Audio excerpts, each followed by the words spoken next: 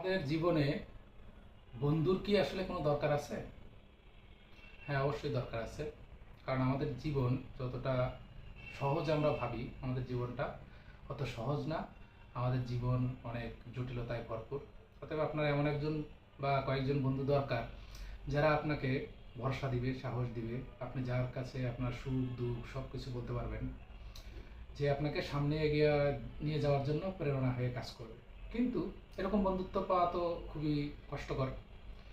বেশিরভাগ ক্ষেত্রে আমরা দেখি যে মানুষজন বন্ধু হিসেবে আপনার কাছে আসে, দেন কি করে আপনার দুর্বলতাগুলো জেনে তার স্বার্থ উদ্ধার করার জন্য আপনাকে সেই দুর্বলতাগুলো ইউজ করে আপনাকে ব্ল্যাকমেইল করে, অনেক সময় পেছন থেকে ছুরিকাঘাতও করে।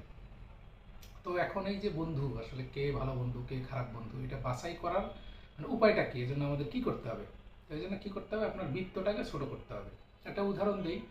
ধরেন যে একটা বিশাল বড় বন, জঙ্গল, আর একটা হলো যে আপনি আপনার বাড়ির পাশে বা আপনার একটা নির্দিষ্ট জায়গায় একটা বাগান করেছেন, যেখানে আপনার পছন্দ মতো বিভিন্ন ধরনের ফুল ফলের গাছ লাগাইছেন।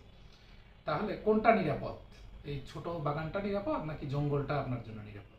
অবশ্যই ছোট বাগানটা। অতএব কি করবেন, যে আপনার বৃত্তটাকে ছোট রাখবেন, বন্ধু বাছাইয়ের ক্ষেত্রে খুবই সচেতন থাকবেন।